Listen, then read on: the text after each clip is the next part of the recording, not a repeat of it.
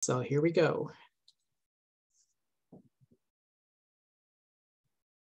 So I just activated the translation channel, and Nuria will be providing our translation. So once again, thank you for being here this evening as we share about the dual immersion program and our kindergarten enrollment and selection process. Peter, can I just pause for 1 second? Yes. Abajo de su página dice interpretación, tiene como un mundo. So si empuja ese, puede seleccionar español para entrar con Nuria para que le pueda traducir. I was just explaining that at the bottom, there's the world and you have to select to go into it. Thank you. So I'm at a little bit of a disadvantage as a panelist here because I'm like the only English only, or my Spanish is like just minute.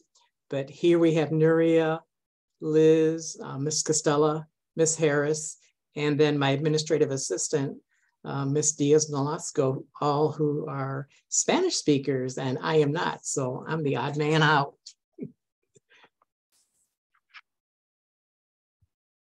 So I believe Nuria introduced Miss Costella, our principal over at McKinley Elementary School, and Miss Harris, our principal over at Walt Disney Elementary School, and Miss Lundberg is our translator for this evening. We're going to be going through a PowerPoint and talking about the enrollment process and focusing a little bit about the curriculum instruction pieces, but mainly about the enrollment process and then the lottery that we do to place our students. You can use the Q&A feature to go ahead and enter questions. And then during the session, I know that Ms. Costella, Ms. Harris, myself will be responding to questions in the Q&A, but I'm going to ask that you hold off just a little bit because there is a good possibility that we're going to be going ahead and possibly sharing information about things that you may have questions about. We don't want you to go ahead and put your private personal business into the Q&A. If you have a question that's your personal private business regarding a special situation or your family, I'd rather you go ahead and email the principals, email myself, email Ms. Diaz-Nolasco, and then we can go ahead and take care of that in that fashion. That would be very helpful. I'm going to go ahead and share my screen. And here we go. And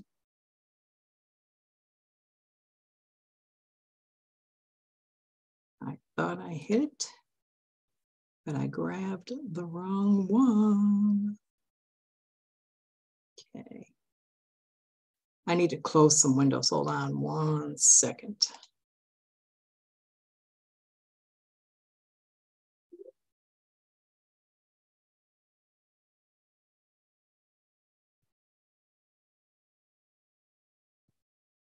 Okay.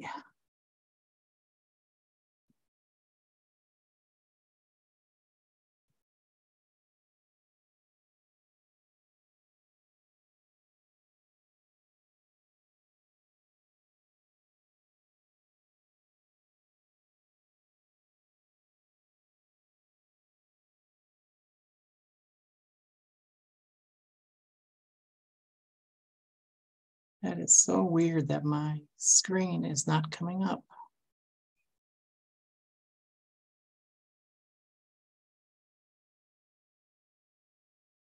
Okay. Go back to my dual immersion screen.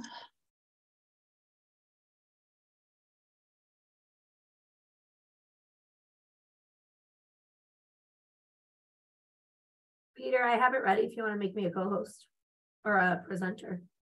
Yeah, I might have to because for some reason it's not coming up, which is really weird.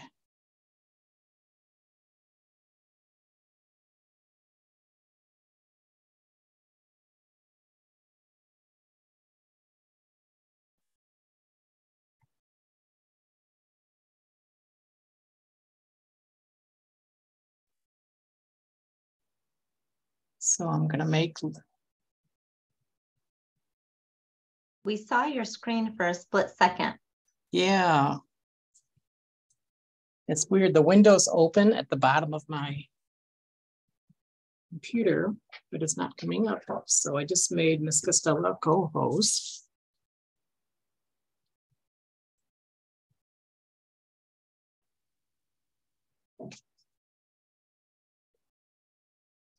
But if for some reason I can't show my screen.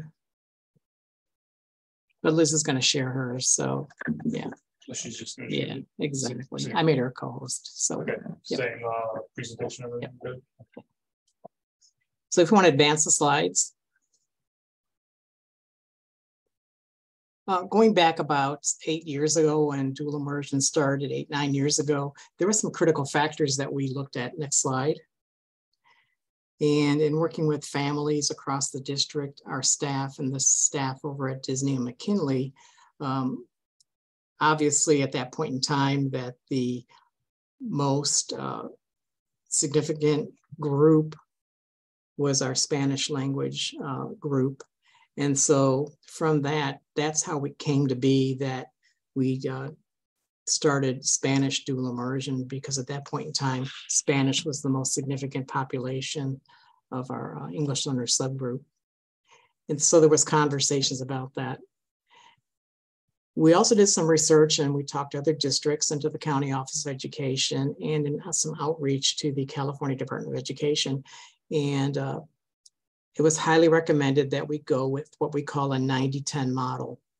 And in the 90-10 model, we start out teaching 90% of the day in Spanish, and then 10% of the day in English.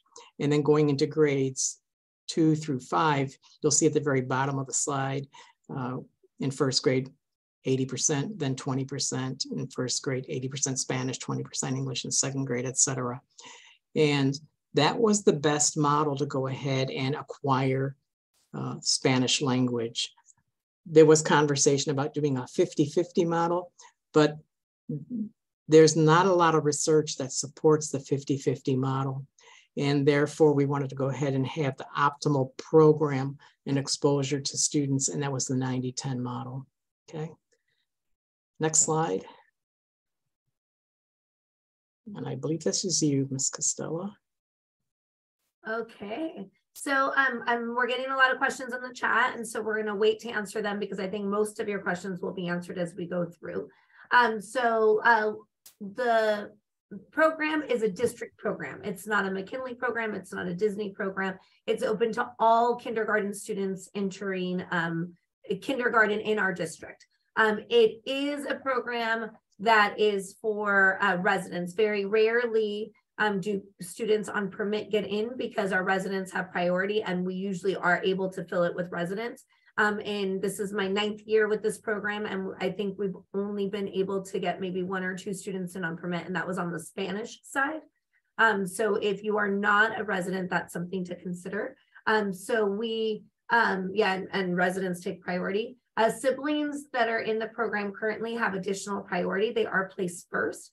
I want to make sure that it's clear that that's when everything is completed. So you will enroll in your homeschool. You will fill out the application for dual immersion, and then your child has priority. There have been some situations where the parents think, well, I have a sibling and they don't fill out the paperwork. We don't know your child is coming if you don't tell us. So you do have to fill everything out, and then they have priority if there's a sibling in the program. This is a program open to all, so we have students with varying needs and abilities. We do ask that this be a commitment. So it is difficult in the beginning, especially if you're an English only family. So we ask that you commit. We usually ask you to commit to the duration of that year. So like for us, it would be through 5th grade. We do have some families that choose to leave the program after that. It does go up through high school. Students are eligible if they turn 5 on or before September 1st, 2023. This is not a program that we have in TK. They must start in kindergarten. So there you go. It's not available in TK. The classes will be formed in March 2023 for the August start date. So we do try really, really hard to have a 50-50 ratio. In other words, 50% of the class that is English only and 50% of the class that speaks Spanish. If your child speaks Spanish, when you fill out the application, there is a place to list that. You will get a call from the district and they will work on assessing your child prior to the lottery. If they qualify, they'll go into the Spanish portion. We will, if there isn't enough Spanish speaker, fill with English speakers, but we wait till the very last minute because that 50-50 model is the best model for the immersion. If students leave the program and space becomes available, we do go through the wait list for the first semester. So we do it only through December of that school year. If a child leaves in January, February, March, we don't fill it anymore. It's unfair to the students, especially English only, which is where the wait list is, to be 6 months behind or 8 months behind. So up until December, let's say a child leaves in October and you're number one on the wait list, we will call you and say we have a spot. And then at that point, you need to decide if you're going to pull your child out of where they are and come over to our program. The wait list is built as soon as we do the lottery, so that you'll be told where you are on the wait list. Okay.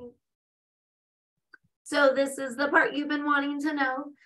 You do have to register with your homeschool. We will not put you in the lottery if you are not registered with your homeschool. So please do that first. It begins on the 23rd. You have some time because the lottery doesn't happen until March. You will then complete the dual immersion application, which is available on our district website. It'll be available on the 23rd. Once both of those are in, we will go through the paperwork. We will make sure that your child is enrolled in their homeschool prior to putting them in the lottery, which will be on March 6, 2023. Okay. Students who parents qualify them as bilingual will participate in an assessment. And then we will know prior to the lottery if your child did pass and will be on the Spanish side. If they are not, then we will put them in the lottery for the English side. That is why we assess prior. Okay. Okay. And then how it works. On the lottery will be held on March 6th. The district instructional department, along with the PTA rep and an ELAC rep, which is our English Language Advisory Council, will assist in the drawing. Students' names for either the English only group or the Spanish bilingual group will be assigned a number. The numbers are placed in a box, then shuffled by the PTA representative.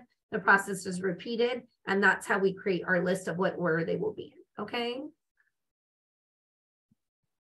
If selected, families have 24 hours after being notified to make a final decision about either attending the dual immersion program or attending their regular kindergarten. For those families, the other thing is you'll have to decide which school you're going to at that point.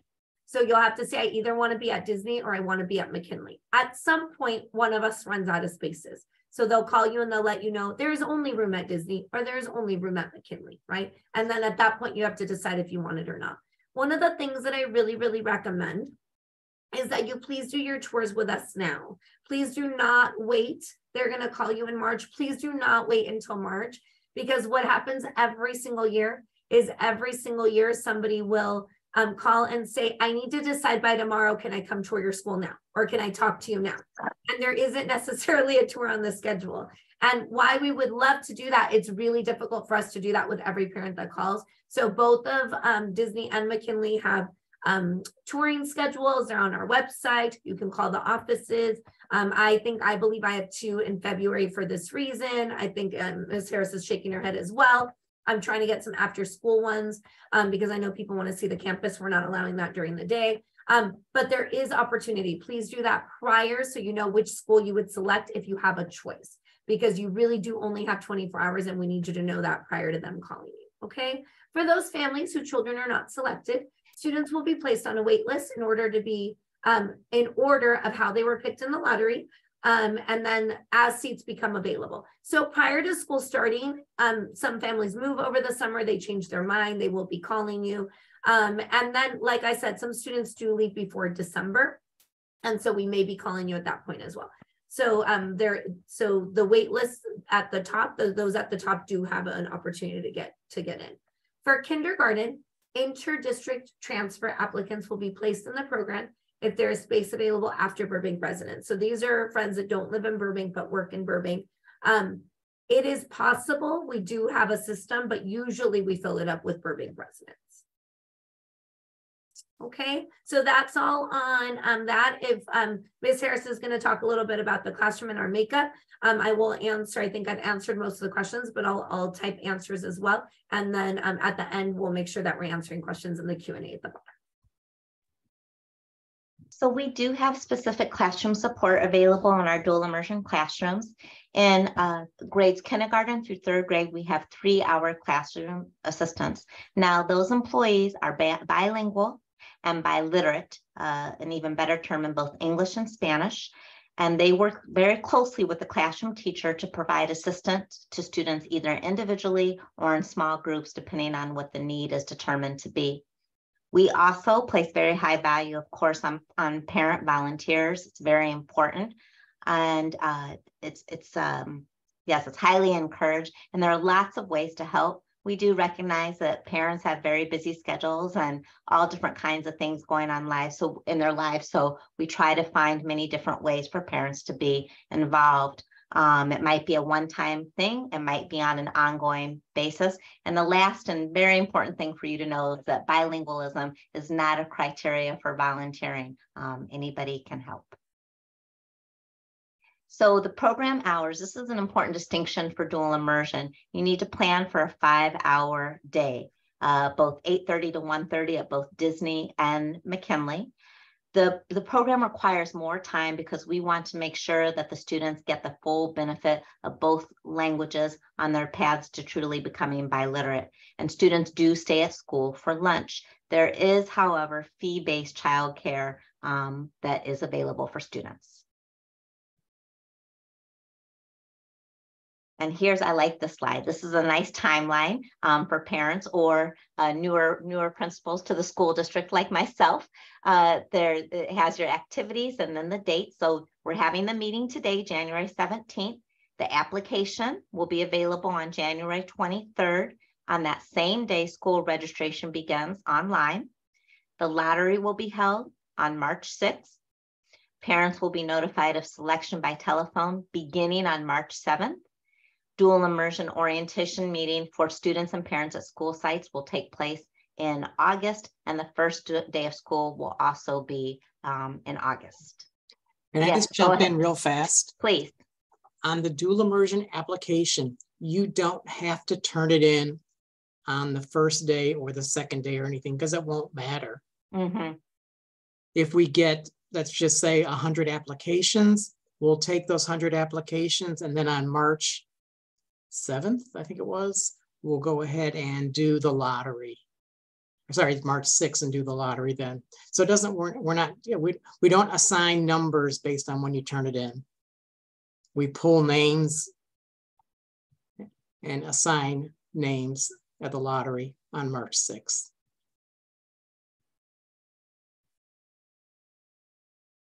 And any questions or concerns? Some of you might want to even take a picture of this slide. We have everybody who's here on the meeting, in the meeting with their phone number and email address. We all respond well to both. And who's not here? Jennifer Goldenberg, who's not able to be with us today, but she is in the district office, and you do see her phone number and email address there. So maybe we should pause on the slide for a second, just in case you'd like to take a quick picture of it. And I think this is our last slide, correct, Peter? Mm-hmm. Yes. Okay, perfect. So I do have some questions. I think we answered the questions of the raffle. So it is a raffle. I think Peter, I just want to clarify, twins, they do have to enroll separate, but if one gets selected, then they both have a spot, correct? Mm-hmm. Okay, so that was one of the questions, was if you have a twin, you are going to enroll them separately for the school and for dual immersion, but if one of your twins gets selected, then they both have a spot. Okay. And then I think that we answered all of the other questions. If the child, one of the questions is if a sibling has a spot, they have a spot on whatever side their family is registered at. So if they're an English only family, then they take a spot on the English only side. If they are a native speaker, a family and that's how they placed it, right, Peter? But we're still assessing those kids. Yes. Okay. And Ms. Costello, did you want to talk just a hair about the assessment process on the Spanish side, please? Sure. Yeah. So one of the things that's really important to know is this is a true assessment. And I've given it several years. Usually Ms. Goldenberg at the district does, but I always offer to help when there's a lot to assess. I really enjoy it. It is truly a assessment of native speakers. So we have many families who will say, my child knows their colors, they know their numbers. That's not what this is assessing. This is assessing if they know vocabulary. We read them a story in Spanish and they have to tell us what happened in the story, right? They have to tell us. We ask vocabulary, like show pictures or do stuff that only native speakers would know in that language. So it's not objects that are common day objects that they would have learned unless they were a native speaker. And then not only do we ask them, what is this, but we ask them, what do you do with this? How would you use it? So it is an assessment that is going to judge. So we have many families that are like, they know the basics. That's not what this assessment is. So your child may know some language coming in, but then they don't score as a native speaker. And that's why the assessment is really looking at them being able to comprehend in Spanish, to use vocabulary, to use pictures and language. Okay. So the question is, and Ms. Harrison, you can answer, how do you sign up for tours from McKinley? It's on our website. And there's a little button that you click for tours and it takes you to a Google form. And you fill out that Google form and then I will send you the link the day before or so. Ms. Harris, is yours similar? At Disney, I just made myself full screen. At Disney, you can also look at our website and you can call our office to RSVP. Perfect, thank you. Someone asked about a couple people actually, so we're going to answer that live on fee-based childcare. So each school has something a little bit different. On my website, there is a slot that talks about childcare. At both of our schools, we have Around the Bell, which is the district-based program. This is the only one for McKinley, I think the same for Disney, that has before school care. So if you need before school care, this is the place for you. And you're going to call the district office, childcare office, and I would get on the waiting list right now. Something that's important to know is they will put you on the list at your home school. And then if you get into the dual immersion program, they will transfer your registration over to either Disney or McKinley. So you want to get on at your home school. And then if you get into Disney for dual immersion, they will then move you over. So you're still guaranteed a spot. That fills up really quick. They've had a waiting list for over a year. So make sure that you're getting on that waiting list. For McKinley, our other options are Boys and Girls Club after school. That does work for dual immersion. They start at 1:30. The other option is after school days, the Park and Rec program. That does not typically work for dual immersion because it begins at 2:30 unless you have somebody that can pick up your child and bring them back. So sometimes parents work it out with like their lunch schedule. They pick them up for an hour, they bring them back to that program. That is an option. Ms. Harris, I'll let you talk about your options at your school. Yes, that's great that you have so many options. Around the Bell, we also have the ACES program here, the after school, what's that stand for? After School Enrichment. What's the last? School safety, education. It's got a weird name, yeah. Yes, yes. I saw another question a little bit up there. Did we answer this? How many dual immersion classes do we have? Did you answer that? I did not. Okay, at Disney, we have one class per grade level. Is it the same at McKinley? It is. So we have one in each grade level at each school. So Yes. in kindergarten, there are 24 total slots at Disney and 24 total slots at McKinley, 12 and 12 of English only. So there's only 24 English only. Again, if we can't get enough Spanish speakers, we do give some of those to the English only. And this comes up every year. The question is, why don't we add additional classes at Disney or McKinley or anywhere else across the district? And we just don't have the classroom space. So over time, we would need 6 classrooms dedicated to the dual immersion program. So definitely Disney and McKinley don't have 6 classrooms to give up for this program. So then people will say, well, why couldn't you have the program at another school site? I don't have 6 classrooms at another school site either.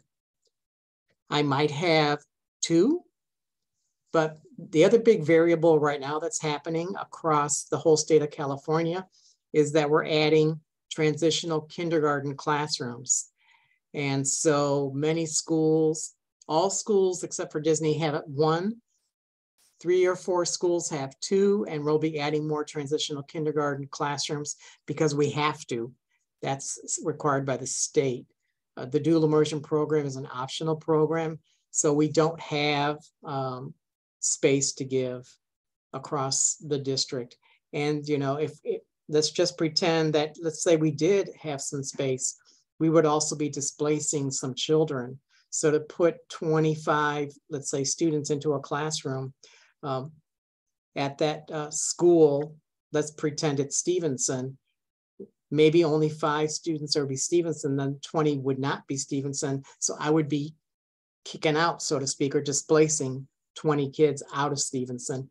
And I don't have space to give like that. So it's really interesting. And we look at it every year. We talk about it every year. And enrollment in elementary world is pretty stable. We're not losing. And I would expect, I'm going to guess we're going to start to gain back some more kids for this coming next year. So it's pretty stable in elementary. Yeah. One of the questions is what are the size of the classes? 24. So each of the classes are 24. How many applicants do we get? I would say on average, Dr. Kanopic, we usually have about 60 on the waiting list. Does that sound about right? 50 to 60. 50 to 60 on the waiting list. So we get about 100 applicants per year. We place about 50, actually 52, because we put 26 in a room actually. And then over time, there'll be 1 or 2 kids that will leave, maybe 3. Very few students leave once they enter the program. And then there'd be about 50 to 60 kiddos that would be on the wait list. So there are 24 spots per school, but 12 are English only and 12 are Spanish. So total between both programs, it's 24 English only and 24 native speakers. So I know that's been a couple questions I'm going through answering as well.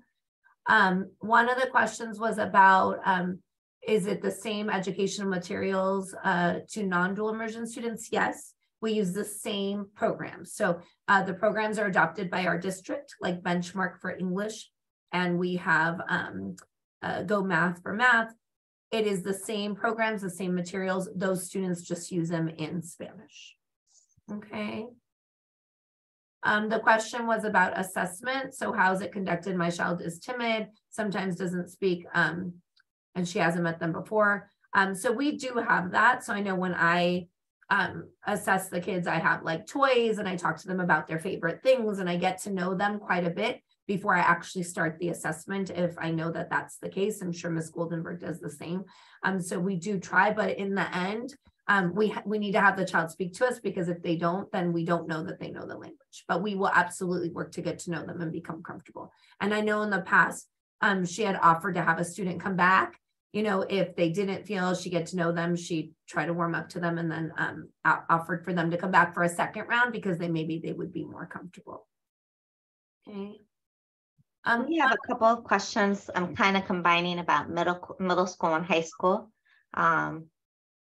Perhaps one of you veterans can speak to that, but yes, the program does continue in middle school, but the questions are specifically about does the process start over again?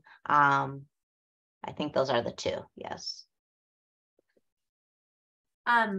It does not. So if you're in the program, you continue in the program. So you don't have to apply again. If you're in the program, you can choose to stay in it through middle school.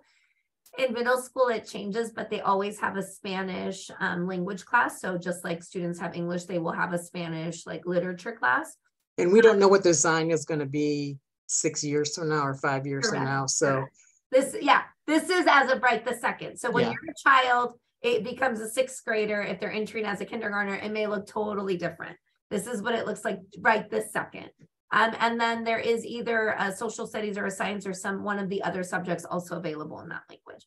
And then in high school, there's some other options. They could take another language. They're trying to bring in a few like courses that are in Spanish. But again, that's a lot of years away.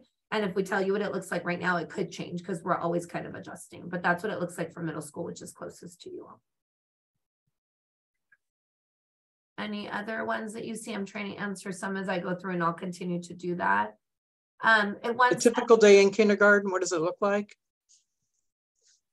Yeah, I think it looks a little bit, I mean, I think it's pretty similar. Our teachers work pretty closely together, but because they have an assistant, they're doing a chunk of English and math language arts usually in the morning when they have the assistant. In kindergarten, it's rotations, they're doing hands-on play.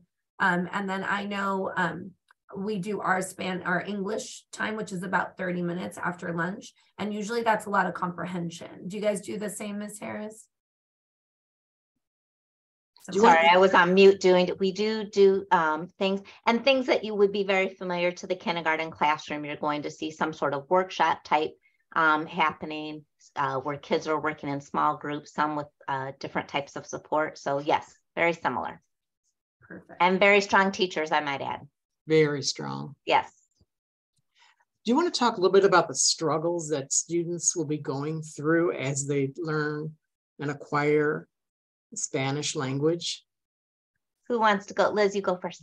Yeah, if you're a native speaker, then we're really working on that English side. And so that part's tricky because as they're in the younger grades, there isn't as much English opportunity. And so we really see them blossoming around 2nd and 3rd grade with the English because that's when they have more opportunity. So that's a struggle for families that already speak Spanish because they're like, why, my child's not learning English. Studies show that by the time they get to 4th or 5th grade, it's even down in both and they're at grade level in both. If you are an English only family, the struggle really comes with resistance. We get a lot of kids that resist. If your child has a love for language, they may just jump in and be super happy. I have a lot of families where it's hard because they do truly stick to their language. They do truly only speak Spanish and they use the other students to translate or their instructional assistants to translate. So for many kids, it's frustrating because they're like, I don't know what they're saying, right? And think of yourself going into a place where it's a different language that you don't know and you're trying to keep up, right? Of course, our teachers are fabulous and they're using lots of pictures and songs and symbols and they're doing their best. The kids really do learn. About this time of year, they're starting to converse in that language. They're starting to be able to understand. I love when they start to get humor in Spanish if they're in English only. That happens a lot at the end of kindergarten or beginning of 1st grade. And it's so fun to be part of that. But it is going to be a struggle in the beginning, and it is going to be something that you're going to have to continue to remind them why it's important and what a gift this is going to be. And that's why we ask for commitment. There are a few rare cases where it really isn't their thing. The child is struggling, the parents are having a hard time, the child's having a hard time. And we really do realize, or the family realizes, we don't know if this is what's best, they're falling behind. That's okay, and that happens very rarely. And if we need to talk and we need to move them to an English only, we can. It's only happened not even a handful of times in the 9 years that I've been doing this, but it does sometimes. I think it's important to listen to your child because sometimes they advocate for themselves and knowing when it's, we're going to get through this, and when it might be something bigger. But that's really the biggest thing. I get a lot of questions, and I think there was one in there about helping your child at home or homework. Right. At McKinley, we just do reading. And so we say read in whatever language you know, because it doesn't matter. Kids only learn to read once. So please read with them in English. All of the materials are available online in that language also. So you can go to the Go Math website and log in as your child, and the English book will be there and it matches the Spanish. So if your teacher tells you they're working on 1.7 lesson, you can go on the English side and look on 1.7 and know what they're doing, right? Same thing with the language arts, because we use the same program. So there is plenty of opportunity and support. One of the things that I always recommend is get to know your counterparts. So get to know your families in the program that are Spanish only families. They're going to help you and help your child, right? And vice versa. You can help their child with the English side. They can help your child with the Spanish side. They're going to be your resource. Your class is going to be your resource. So if you do get into the program, we promise to help you, and it's not something to be stressed about. And I just really want to echo and emphasize the great point Liz is making, that we want to be here for you. I have both personal and professional experience with dual immersion, and sometimes, you know, different things can happen. We have all different feelings among the students and the parents along the way, but we'll be here to support you the whole time, so that we can all work together as a team, for sure.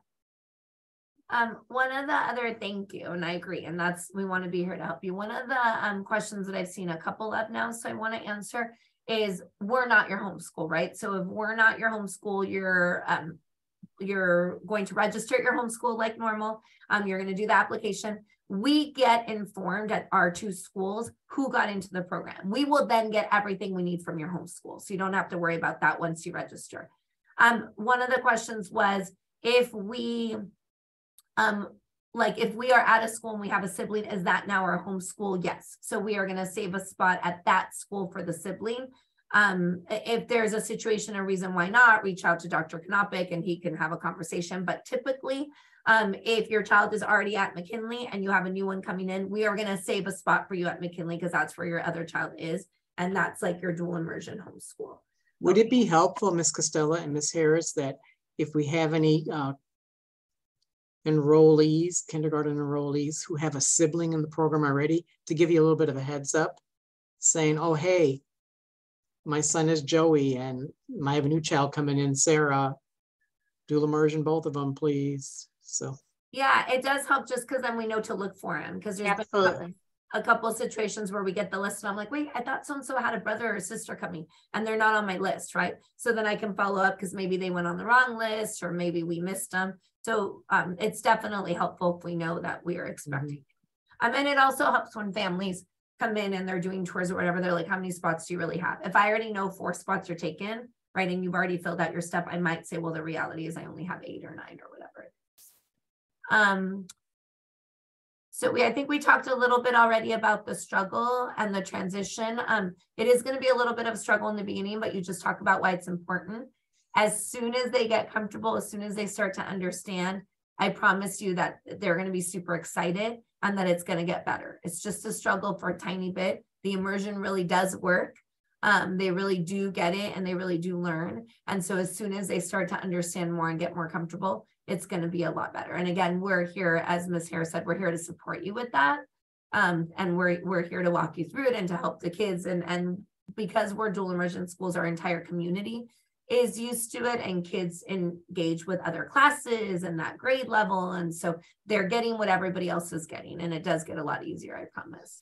If people wanted to see who the dual immersion instructors are, teachers are, they could go on your website and go under staff. I'm sure, but if we ask you that you reach out to us and not to them, we can coordinate or we can give you whatever information you need, because it's hard for them if they're answering questions about the program. Both Ms. Harris and I know our programs and our grade levels. And so we can definitely answer if you just want to know who they are and see their names. But if you have specific questions, please reach out to us and not to them, because they'll get confused and they'll send it to us like, I don't have this child. So if it's about moving forward, we're happy to support you with that. Homework is sent home in Spanish, but again, there's support. Like for McKinley, the only homework we have each night is reading, and we say read in whatever language you're comfortable with. Okay. We have a couple of questions about if they can enter past kindergarten and the grade level and entry. Generally, dual immersion students do start in kindergarten. It's a program that moves, because it's a program that moves progressively over the years, especially with a ratio of languages. It is ideal for students to start in kindergarten. Yeah, we don't allow students to start after kindergarten unless they have been in a program in another district or they are coming from a Spanish-speaking country. Then we will assess them and then they can join. But it would be a detriment and really unfair to a child to be put in a 1st or 2nd grade class after missing 1.5 years of studies, right? So definitely not something that we do. We have a good numbers person asking how many spots are already taken by siblings that we know of this coming year. Off the top of my head, I told us. Huh? I said we don't know yet because parents haven't told us who's coming. Right? Yeah. I wanted to say something else, but I forgot. I'll think of it. Oh, I just wanted to say there are some dynamics. Some of you might be wondering with a dual immersion school and kind of that school within a school sense. Although we do both celebrate, I'm sure, well, I'll let Liz speak for her school, but celebrate having dual immersion at our schools. We are also one school community. So both things happen at once. The dual immersion teams do work together because they're providing a specific type of instruction, but we are all also one big school community. And as Liz was pointing out, the curriculum is the same because we're providing standards-based instruction. So they will, your children, of course, will feel like they're part of a larger school community as well. We're at both schools. Yeah, and I echo that, and I always say that to families, like, you are part of McKinley. You are not different, or it's not a separate school. You are part of McKinley, and we want that because the reality is your kids stay together for 6 years from kindergarten to 5th grade, and then being part of a larger community is super important because they need to know other kids. They need to play with other kids. You know, you need to be part of the bigger community. So definitely, they are one room within McKinley. They get taught in Spanish, or within Disney. They get taught in Spanish, but everything else is the same. They go on the same field trips as that grade level. They do the same activities as that grade level. One of the questions was about the lottery. We'll just explain it again.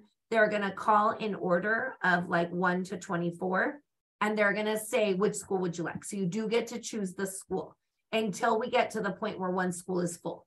So if, we're at number, 29, and all 12 of the English only spots are taken at Disney, then when they call you, they will say, there is a spot for you at McKinley. Do you want it or not? So at some point, one of us fills up, right?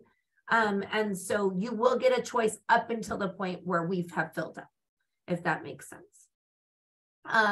The question is asking about the classes taught in English. So in kindergarten, 1st grade, 2nd grade, really the portion is very small of what's taught in English with the 10% or 20%. And it is really just English comprehension, right? So they're really teaching English comprehension at that level. As they get a little bit more, then it is a full English session. So it's the 1 hour of English or the hour and a half of English, because we do have to see what skills don't transfer, and we have those. And so we're teaching those skills that don't transfer from Spanish to English. As they get a little bit older and they're 50-50, then they're looking at vocabulary in that other language. They may be teaching social studies or science in Spanish, but there's a portion of it that's taught in English, and they're looking at vocabulary and stories. Math is taught all the way through in Spanish with a bridging of English. So they're taking time to teach the vocabulary, what that looks like in English. So it really is not like strict this subject or that subject. It's more that we're filling in of the vocabulary and the language for both as they get older, if that makes sense. Where would the kids go after elementary school? Thank you. So both of our programs and both of our schools actually feed into Huerta Middle School, Dolores Huerta Middle School. That's where the middle school program is. And John Burroughs High School is where the high school program is. Okay. Let me see. I think I got almost all of them. I think so. Okay. Before we are done, you have our information up on the screen. I'm going to go ahead and stop sharing in a second, but if you need to take that information down, you can find our information on our website. We would love to support you and to help you. You can find our tours on our websites, or call the offices. So if anybody has other questions, we're going to give just a second where you can put in the Q&A at the bottom. If not, then that is all we have for you, and you are always welcome to reach out to us. I want to thank everyone for being here this evening. Thank you for participating. Thank you for your questions. Ms. Costella, Ms. Harris, thank you very much for presenting this evening. Our translator, Ms. Lundberg, and our administrative assistant, Ms. Diaz-Nolasco. She will also be if you would phone my office, you're probably going to talk with her more than likely, and she can also help you and respond to your questions too. But please do start with the schools first. I know the principals would prefer that you contact them as a first level of conversation. So it'll be very, very helpful. And there is a question, I know Ms. Harris, you're answering, but I'm just gonna say it out loud because I saw another one that I had missed also. There was a couple questions about IEP, if your child has an individual education plan. Yes, there are students in the program that have it, but you have to know your child. So we have many students who are in a speech IEP who receive some resource support. You have to know your child, and if your child has, let's say, a lot of language needs, right, or others, think about them learning in another language and going into a situation where they don't know anything that's happening. And I say that for any parent. You have to know your child, but the program is open to everyone. So if you feel that your child would be successful in that program and they get in, wonderful. We do absolutely service all students. It is open to all. But sometimes if a child has language delays, you know, we have conversations with parents about it might be impacting, right, their ability because they already have language delays and we're trying to learn another language. With that being said, absolutely, if your child gets in, we're going to service them on whatever they have. Okay. Any other questions before we let you go? I had seen another IEP one, and I apologize we didn't handle that. Okay. So thank you so much. We are here to help you, and any questions that you may have. The window opens on Monday for enrollment. Register at your home school, please, but feel free to reach out to us if we are not your home school and you have any questions about dual immersion. Okay. Thank you all and have a good evening. And I apologize for my camera. I've got that Andy Warhol thing going on. I don't know what's going on. So the recording will be placed on our district website, yes, right? And the PowerPoint too. And the PowerPoint under the. I'm going to go ahead and stop recording.